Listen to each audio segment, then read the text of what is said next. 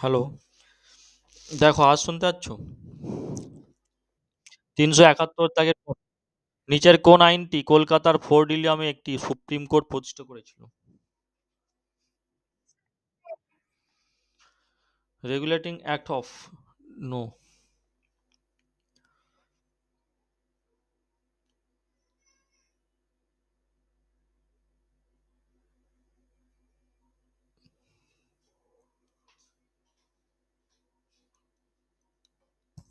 নিচের কোন আইনটি কলকাতার ফোর্ট উইলিয়ামে একটি সুপ্রিম কোর্ট প্রতিষ্ঠা করেছিল?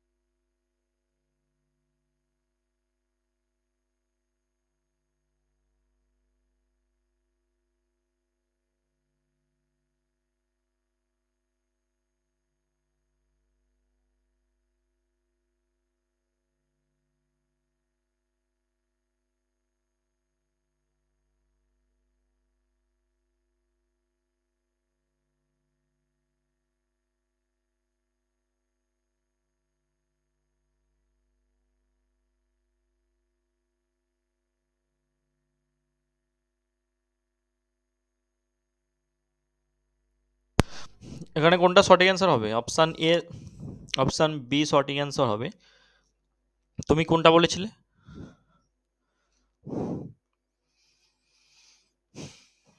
উত্তর কোনটা দিয়েছিলে? হ্যালো,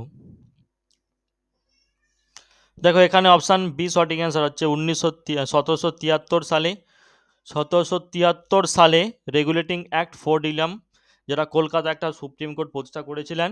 স্যার এলিজা এমপে ছিলেন এখানকার কি প্রধান বিচারপতি, তাই তো? এতে কয়েকজন প্রধান বিচারপতি আর তিনজন, ঠিক আছে, এতে মাত্র একজন প্রধান বিচারপতি ছিল এবং তিনজন নিয়মিত বিচারক ছিল, যারা হচ্ছে নিম্নতর বিচারক, ঠিক আছে। মানে একজন এলিজা এমপি অর্থাৎ প্রধান বিচারপতির নিচে থাকবে যারা, ঠিক আছে, নিয়মিত বিচারক যারা।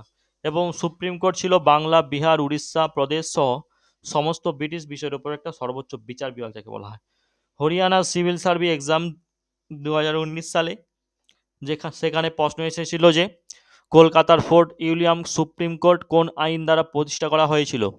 সালে 1773 সালে প্রবিধান আইন, অর্থাৎ 1773 সালে রেগুলেটিং অ্যাক্ট অফ ইন্ডিয়া, ঠিক আছে। 1774 সালে 1774 সালে কলকাতার ফোর্ট উইলিয়াম সুপ্রিম অফ জুডিকেচার 1773 সালের প্রবিধান আইন দ্বারা প্রতিষ্ঠা করা হয়েছিল।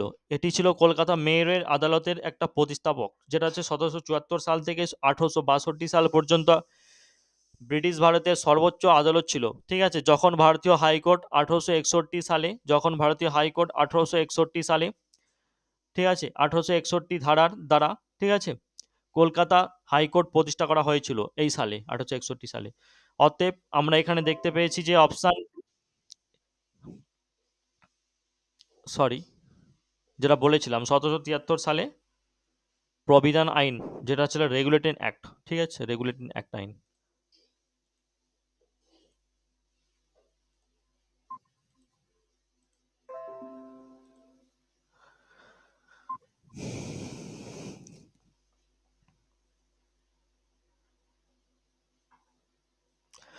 সুপ্রিম কোর্টের জ্যেষ্ঠতম বিচারকের নাম কি?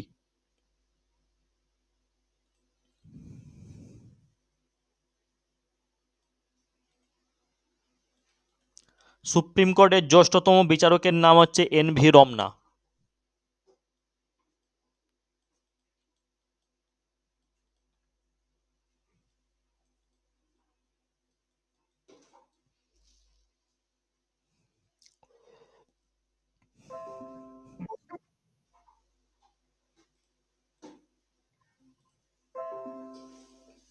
এসএসসি জিডি বিগত বছর এক্সাম।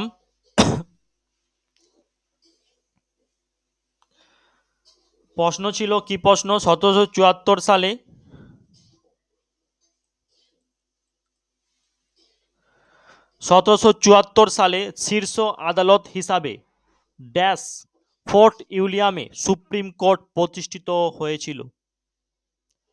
1774 সালে শীর্ষ আদালত হিসাবে dash fort William supreme court প্রতিষ্ঠিত হয়েছিল। দিল্লির, সিমলা, না মুম্বাই, না কলকাতার, কোনটা হবে?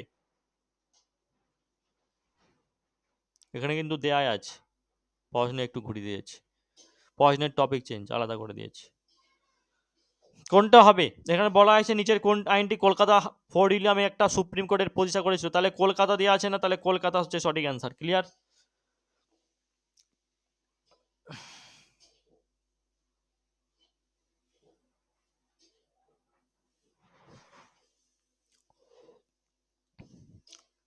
বেদ সম্পর্কিত নিম্নলিখিত বক্তব্যগুলি বিবেচনা করুন। একে বলা হয়েছে 4টি বেদ রয়েছে: ঋগ্বেদ, সামবেদ, যজুর্বেদ, অথর্ববেদ। পরবর্তী প্রাচীনতম বেদ হচ্ছে সামবেদ। তৃতীয় নম্বর, কিছু বৈদিক স্তোত্র মহিলাদের দ্বারা রচিত। নিচের কোডগুলি থেকে সঠিক বিকল্পটি নির্ণয় করতে বলা হয়েছে। কোনটা সঠিক অ্যান্সার?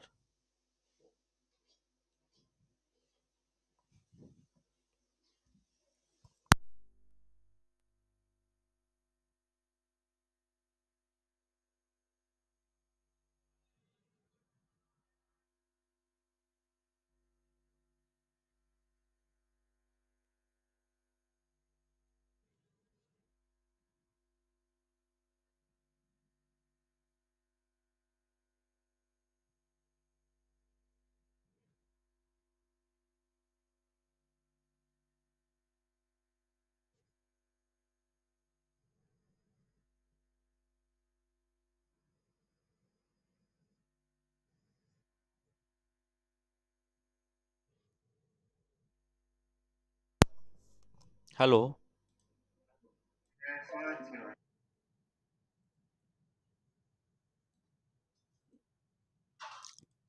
আচ্ছা, 4টি বেদ রয়েছে: ঋগ্বেদ, সামবেদ, যজুর্বেদ এবং অথর্ববেদ। আচ্ছা, প্রাচীনতম বেদের নাম হচ্ছে সামবেদ নয়, প্রাচীনতম বেদের নাম হচ্ছে ঋগ্বেদ। ঋগ্বেদ যেটা ৩,৫০০ বছর আগে রচিত। ঋগ্বেদে ১,০০০-এরও বেশি স্তোত্র রয়েছে।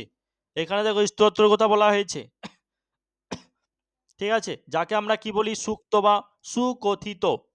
এই স্তোত্রগুলো বিভিন্ন দেবদেবীর স্তব, ঠিক আছে। 3টি দেবতা বিশেষভাবে গুরুত্বপূর্ণ। প্রথমত অগ্নি আগুনের দেবতা, ইন্দ্র যোদ্ধার দেবতা, সোমা একটি উদ্ভিদ যা থেকে একটা বিশেষ পানীয় প্রস্তুত করা হয়েছিল, সোমা, ঠিক আছে। এই স্তোত্রগুলি ঋষিদের দ্বারা রচিত হয়েছিল। পুরোহিতরা ছাত্রদের প্রত্যেকটি সিলেবল শব্দ বাক্যকে একটু একটু করে আবৃত্তি করতে শুরু করে এবং মুখস্থ করতে শুরু করে এবং মুখস্থ করেও তারা নিয়েছিল। বেশিরভাগ স্তোত্র পুরুষদের দ্বারা রচিত করা হয়েছিল, এখানে মহিলা দ্বারা মোটেও সম্ভব নয়, ঠিক আছে। তাহলে এখানে কোনটা? দুটোই কিন্তু ভুল। এখানে সঠিক কোনটা পেয়েছি? অপশান 1, ঠিক আছে। তারপরে চলে যাই, অপশান সি শুধুমাত্র 1 এবং 3 সঠিক বলেছে, যে কিছু বৈদিক স্তোত্র মহিলাদের দ্বারা রচিত, কিছু বৈদিক স্তব্ধ বলা হয়েছে, ঠিক আছে। তাহলে এটা কিন্তু সঠিক অ্যান্সার, কিছু বৈদিক স্তব্ধ মহিলাদের দ্বারা রচিত করা হয়েছিল, ঠিক আছে। তবে এটা মাথায় রাখতে হবে, কয়েকটা নারীদের দ্বারা রচিত হয়েছিল, মাত্র নারীদের দ্বারা, কিছু বৈদিক মানে কিছু কিছু নারীদের দ্বারা রচিত করা হয়েছিল, সবগুলো নয়, ঠিক আছে, কিছু কিছু। যেমন ঋগ্বেদে পুরনো বা বৈদিক সংস্কৃতি বা আহ, আপনি যে আজকাল স্কুলে যাচ্ছেন, সে স্কুলে যে সংস্কৃত পড়ছেন সেগুলো থেকে আলাদা সম্পূর্ণ, এগুলো কিন্তু সেই সংস্কৃত নয়, ঠিক আছে, সেগুলো থেকে আলাদা ছিল। তাহলে সঠিক অ্যান্সার অপশান সি। ক্লিয়ার? ব্রিটিশরা ভারতে রেলপথ চালু করেছিলেন।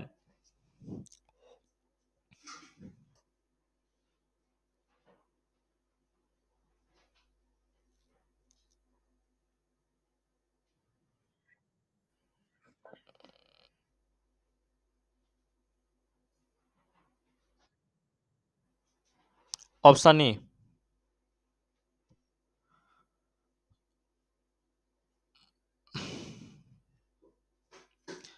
373 option is the right answer.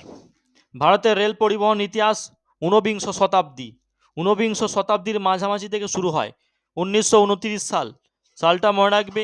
1929 সালে নাগাদ দেশের অধিকাংশ জেলায় প্রায় কত, প্রায় ৬৬,০০০ কিলোমিটার রেল লাইন শুরু করা হয়েছে। ১৮৪৯ সালটা অবশ্যই নোট করবে। ১৮৪৯ সালে ভারতে 1 কিলোমিটার রেল লাইন ছিল না, 1 কিলোমিটারও কিন্তু রেল লাইন ছিল না। কত সালে? ১৮৪৯ সালে। সেখানে চলে যাও ১৮২৯ সাল, এই সালে কি দেখা গিয়েছে? ৬৬,০০০ কিলোমিটার বেশি রেল লাইন শুরু হয়ে গেছে তৈরি। সেই সময় রেলেও কিছু ব্রিটিশ স্ট্যান্ডিং পাউন্ড থাকতো। কোন সময়? ১৮৪৯ সালের সময় কি হয়েছে না, সেই সময় রেলওয়ে কিছু ব্রিটিশ স্টার্লিং পাউন্ড থাকতো, ঠিক আছে, প্রায় ৬৮৭, ঠিক আছে, ৭৮৭ মিলিয়নের মূলধনের প্রতিনিধিত্ব করা হয়েছিল। রেলওয়ে চালু করার প্রাথমিক উদ্দেশ্যটা কি ছিল? ভারতবর্ষে রেলওয়ে চালু করার প্রাথমিক যে উদ্দেশ্য ছিল সেটা হচ্ছে ঔপনিবেশিক স্বার্থকে আরও ভালোভাবে পরিবেশন করতে হবে।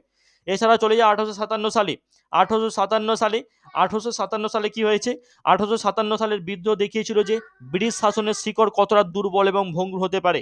তাও রেলওয়ে চালু করা হয়েছিল প্রশাসনকে আরও ভালোভাবে সংগঠিত করার জন্য, এবং ভারতে ব্রিটিশদের বাণিজ্যিক স্বার্থকে সহজত করার জন্য কিন্তু রেল লাইন চালু করা হয়েছিল, ঠিক আছে। তাহলে ব্রিটিশ ভারতে রেলওয়ের একটা উল্লেখযোগ্য প্রভাব ছিল। ব্রিটিশ ভারতে রেলওয়ের একটা কিন্তু উল্লেখযোগ্য কিন্তু প্রভাব। কি বলছো?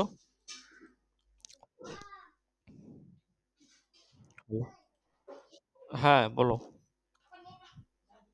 হ্যালো। হ্যাঁ বলুন, শুনতে পাচ্ছি। হ্যাঁ,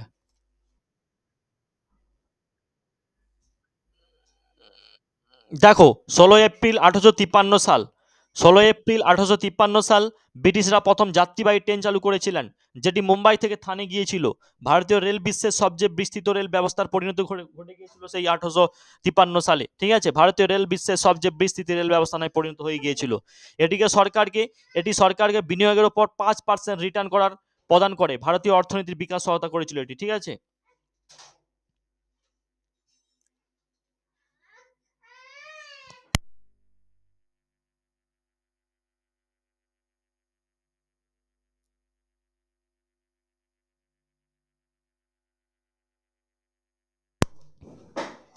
চলে যাও এনটিপিসি, এনটিপিসি সিবিটি 1, ঠিক আছে।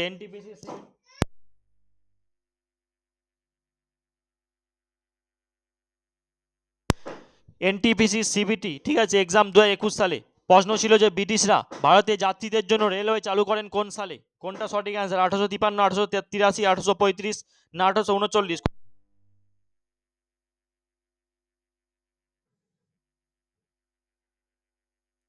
১৮৫৩ ইজ দ্য রাইট অ্যান্সার। দেখো, ১৮৫৩ সালে ব্রিটিশরা ভারতের যাত্রীদের জন্য রেলওয়ে চালু করেছে।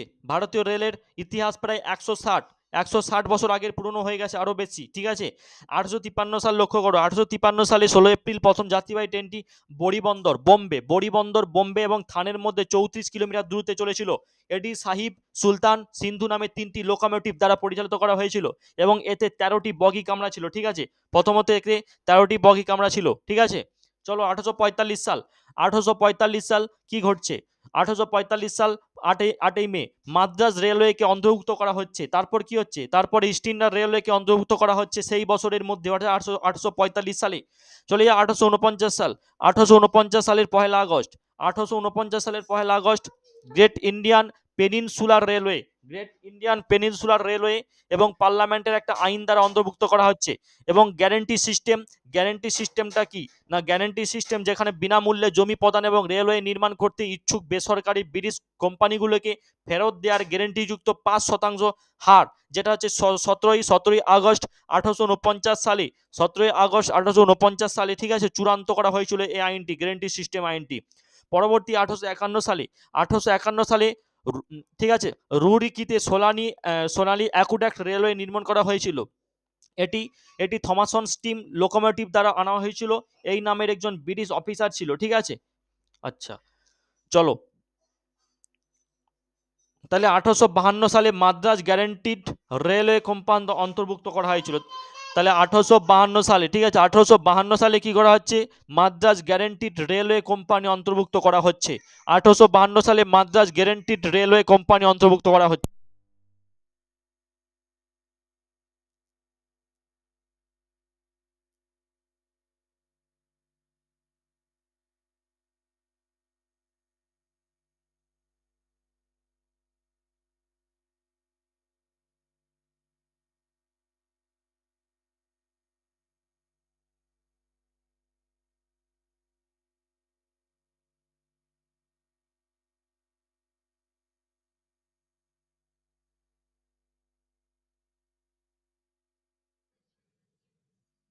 374 দাগের প্রশ্ন, এবাদত খানা কি ছিল? এবাদত খানা কি ছিল?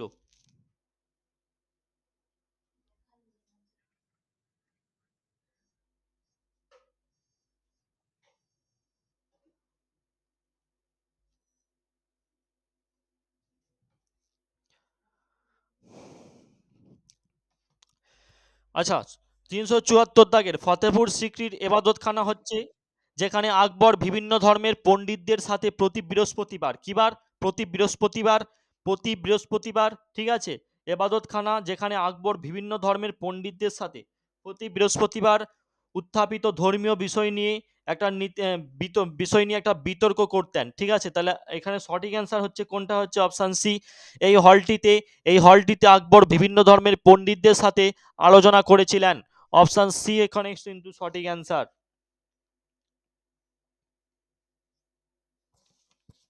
যদি প্রশ্ন করা হয় যেমন ইউকে এসএসসি ফরেস্ট গার্ড বিগত বছর এক্সাম শিপ নম্বর 1 2021 সাল 14 ফেব্রুয়ারি, চলো এবাদতখানা ড্যাশে প্রতিষ্ঠিত হয়, এবাদতখানা কোথায় প্রতিষ্ঠিত করা হয়?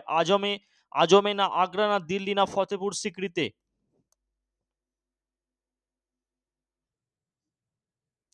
Fatehpur Sikri is the right answer.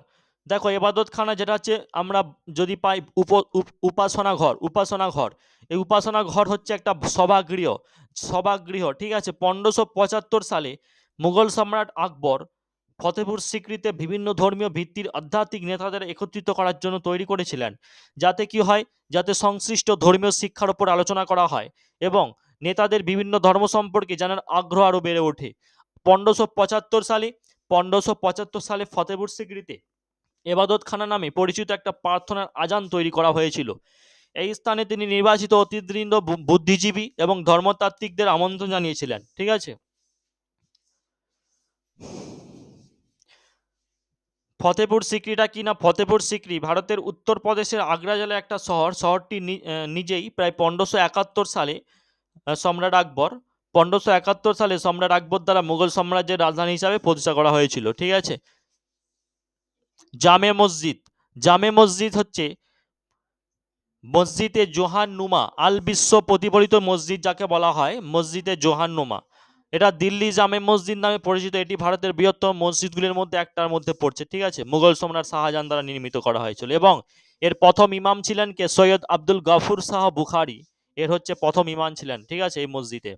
Agra fort ভারতের আগ্রা শহরের একটি ঐতিহাসিক দুর্গ, যেটি 1638 সাল, ঠিক আছে, 1638 সালে পর্যন্ত ছিল মুঘল রাজবংশের সম্রাটদের প্রধান বাসস্থান। এটি যখন রাজধানী আগ্রা থেকে দিল্লিতে স্থানান্তরণ করা হয়েছিল।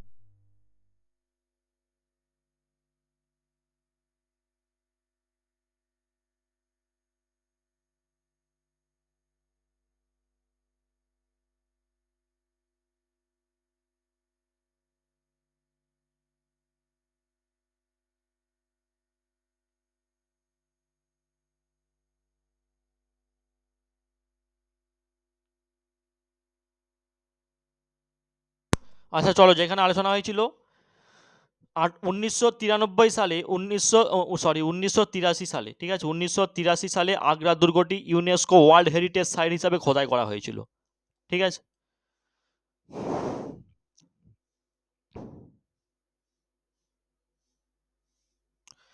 পরবর্তী যদি এখান থেকে প্রশ্ন করা হয়, যেমন ইউপি টেট 2017 সালে, ঠিক আছে, সোশ্যাল সায়েন্স,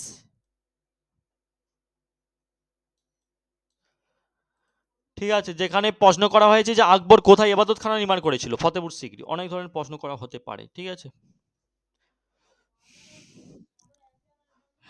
হ্যাঁ বলুন।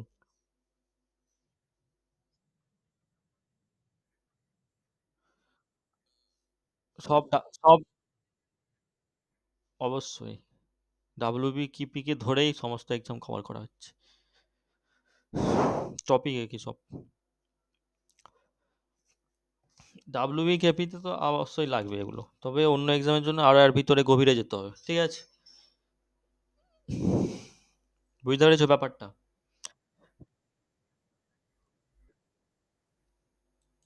ট্রেলে গ্রুপ ডি আছে, অনেক নোট আছে, 292টা জিকে সেট আছে, জিকে জিএস, ঠিক আছে। যারা নেবে দিয়ে দেওয়া হবে, তাড়াতাড়ি ছেড়ে দেবে আবার। দেখো পরবর্তী প্রশ্ন 375, ভারতের স্বাধীনতা সংগ্রামের প্রসঙ্গে নিম্নলিখিত ঘটনার মধ্যে কোনটি প্রথম দিকে ঘটেছিল?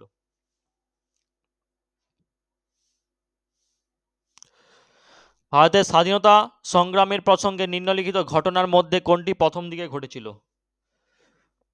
তাড়াতাড়ি, সাল অনুযায়ী বিচার করবে, সাল অনুযায়ী কোন সালে কোনটা হয়েছে, তাহলে হয়ে যাবে।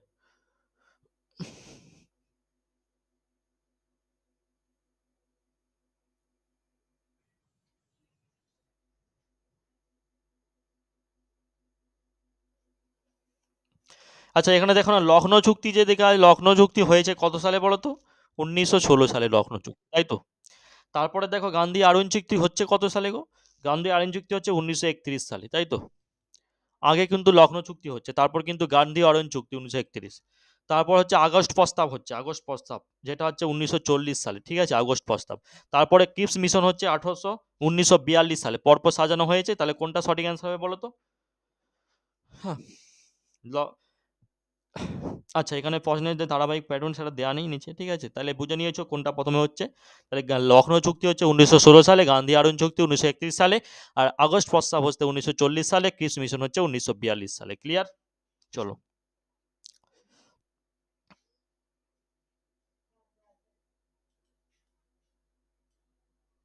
আচ্ছা, আজকে এখান পর্যন্ত থাক, ঠিক আছে, একটা এমার্জেন্সি কাজ আছে আর কি। চলো এখান পর্যন্ত থাক।